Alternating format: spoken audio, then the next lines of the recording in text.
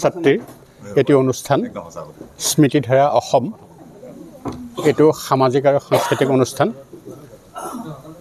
ইয়াত আমাৰ বাক্যটোই হৈছে যে আমাৰ দুহাতত সতীৰ্থৰ হাত দহৰ হিতৰ ভাৱে গঢ়িম সুন্দৰৰ বাট সেই আপ্তবাক্য লৈ এই অনুষ্ঠানটো আৰম্ভ কৰা হৈছে বিশেষকৈ মই এই কথা ক'ব লাগিব যে দীপক বৰ্মন মোৰ কাষতে আছে তেওঁ আমাৰ ছাত্ৰ আছিল 1988-79 বৰ্ষৰ সময়ত ছাত্ৰ সন্থাৰ সভাপতিও আছিল স্নাতকোত্তৰ মহলাৰ ছাত্ৰ একতা সভাৰ 1922 চনত তেওঁৰ এটা চিন্তাৰ উন্মুকনি হ'ল যে ডিব্ৰুগড় বিশ্ববিদ্যালয়ৰ শিক্ষক কৰ্মচাৰীসকলৰ পেঞ্চনৰ যেটো চৰকাৰে অনুদান দিলে সেটো 2013 বৰ্ষৰ আগৰ কৰ্মচাৰী আৰু শিক্ষকসকলে নেপালে নোপোৱাৰ ফলত আৰ্থিক দুৰৱস্থাৰ হেতু ভালেখিনি কৰ্মচাৰী আৰু শিক্ষক দুৰৱস্থাত ভুগিব লগা হ'ল আৰু আমাৰো প্ৰাক্তন ছাত্ৰ ছাত্ৰী বহুতো সমানে উন্নতি কৰিব নোৱাৰিলে তেওঁলোকৰ বহুত দুৰৱস্থা হ'ল আৰু সেই দুৰৱস্থাৰ হেতুকে আমাৰ দীপক বৰ্মনৰ দৰে কিছু সুন্দৰ মনৰ ছাত্ৰৰ এটা ধাৰণা হ'ল যে এই সকলক অকমান সহায় কৰোঁ আৰু সেই সহায় কৰিবলৈ তেওঁ স্মৃতিধাৰা অসম নামটো মানে তেওঁ বুকুত লৈ ফুৰিলে আৰু এই আপ্তবাক্যটো যেটো আমাৰ দুহাতত সতীৰ্থৰ হাত সেইটো তেওঁ লৈ পেলাই আহিলে আহি সেই পাৰ্যমানে সহায় কৰিলে এতিয়ালৈকে মই যেটো জানো তেওঁ ব্যক্তিগতভাৱে গোটেইখিনি কৰি আছে সেইটো এটা বৰ সুন্দৰ কাম ডাঙৰ কাম কৰিছে তেওঁ ভগৱানে তেওঁক অঞ্জল দিছে আৰু দিব তাৰ পিছত আমাৰ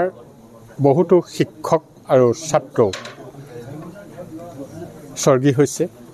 সেই স্বৰ্গী হোৱা শিক্ষকসকলৰ স্মৃতিত প্ৰত্যেক জিলাই জিলাই একোটা অনুষ্ঠান আৰম্ভ কৰিছে ইতিমধ্যে কিবাটা অনুষ্ঠান আৰম্ভ হৈছে যোৰহাটত হ'ল ডক্টৰ মৃগেন্দ্ৰ নাৰায়ণ দাস ৰাজনীতি বিজ্ঞান বিভাগৰ মৰিধলত হ'ল সমাজতত্ত্ব বিভাগৰ ডক্টৰ বীৰেন্দ্ৰনাথ বৰঠাকুৰৰ নকছাৰীত হ'ল ডক্টৰ ভুৱন বৰুৱা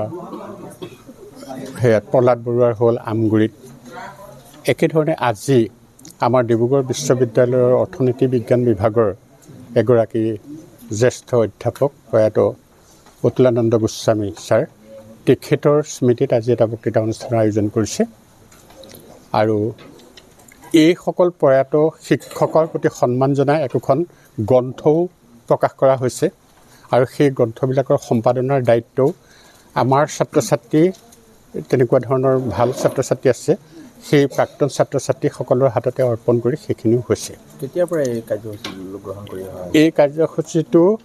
আমাৰ 2022 চনত এইটো আৰম্ভ হ'ল স্মৃতিধাৰা অসম তাৰ পিছৰ পৰাই বুলিব লাগে কিন্তু 2023 পৰা আমাৰ আৰম্ভ হৈছে বীৰেন বৰঠাকুৰ ছাৰটো প্ৰথম হৈছিলে এইটো মৰিধলত সমাজতত্ত্ব বিভাগৰ তাৰ পিছত লীলা গগৈ ছাৰৰ হ'ল উত্তৰ লখিমপুৰ মহাবিদ্যালয়ত তাত হ'ল এনেকৈ হৈ আছে সমগ্ৰ অসমকে সাঙুৰি লোৱা হ'ব এই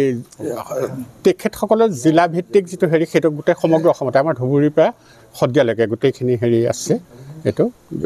বিশ্ববিদ্যালয়ৰ হেৰিটো আৰু আজি ছাৰৰ স্মৃতিত ছাৰৰ জন্মদিনো আজি না নহয় ন মই আজি ছাৰৰ জন্মদিন বুলি ভাবি আছিলোঁ আৰু আমাৰ ভাল লগা কথা কি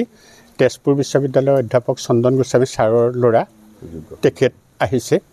সুযোগ্য সন্তান আৰু ছোৱালী আহিছে চন্দ্ৰমা গোস্বামী তেখেতো গুৱাহাটীৰ এখন মহাবিদ্যালয়ৰ অধ্যক্ষা নতুনকৈ যোগদান কৰিছে, তেখেতলোক আহিছে।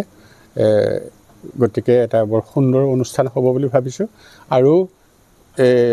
সামগ্ৰিকভাৱে স্মৃতিধাৰা অসমৰ যিটো লক্ষ্য উদ্দেশ্য, সেইটো এটা মহান কাম। কোনো ধৰণৰ ইয়াত আন উদ্দেশ্য নাই, মানৱতাৰ হিতৰ কাৰণে। আৰু প্ৰথম আমাৰ যিসকল শিক্ষক শিক্ষয়িত্ৰী আছিল তেখেতসকলৰ সশ্ৰদ্ধ শৰণত। ইতিমধ্যে ডিব্ৰুগড় বিশ্ববিদ্যালয়তো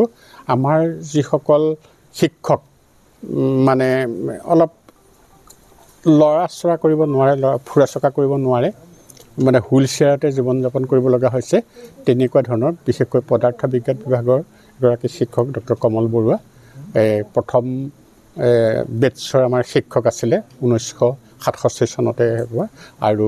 ডক্টৰ ইন্দিৰা বৰুৱা নৃতত্ব বিভাগৰ, তেখেতলোকক সম্বৰ্ধনা জনোৱা হ'ল পদাৰ্থ বিজ্ঞান বিভাগত যোৱা মাহত। ভাল লাগিছে। ডক্টৰ অতুল গোস্বামী ছাৰৰ স্মৃতিত এটা বক্তৃতা অনুষ্ঠান হৈছে, আৰু এইটোত মই আজি এটা খুব গুৰুত্বপূৰ্ণ বিষয়, জীৱনৰ উদ্দেশ্য আৰু অৰ্থ সম্পৰ্কত যিটো বিজ্ঞান, যিখিনি মানে মনোবিজ্ঞান বা যিখিনি বিজ্ঞানৰ যিখিনি নতুন কথা আহিছে সেই কথাখিনি ক'বলৈ এটা সুযোগ পাইছোঁ। আৰু মই ভাবোঁ এইখিনিয়ে বেলেগ মানুহকো অনুপ্ৰাণিত কৰিব, কেনেকৈ মানুহ সমৃদ্ধ হৈ থাকিব পাৰে, সুখী হৈ থাকিব পাৰে, আৰু ছাৰৰ স্মৃতিকো স্মৰণ কৰিবলৈ আমাক সুবিধা দিব। স্মৃতিধাৰাৰ যি পদক্ষেপক মানে খুব ডাঙৰ পদক্ষেপ। আৰু শিক্ষকসকলৰ যি তেওঁলোকৰ অৱদান, এই অৱদানখিনি আমি নতুন প্ৰজন্মক জনাবৰ কাৰণে, নতুন যিসকল ছাত্ৰ ছাত্ৰী তেওঁলোকে জানিবৰ কাৰণে, সকলোৱে আমি মনত ৰাখিবৰ কাৰণে সুবিধা এটা হৈছে তেওঁলোকৰ এই কামটোৰ যোগেদি। সেইটো এটা বৰ ডাঙৰ কথা। আৰু অৰ্গেনাইজ হৈ আছে, মানুহখিনি সংগঠিত হৈ আছে।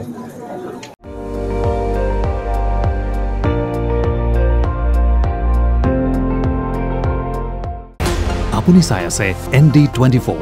সৰ্বশ্ৰেষ্ঠ নহয়, সৰ্বোত্তমৰ দৌৰ।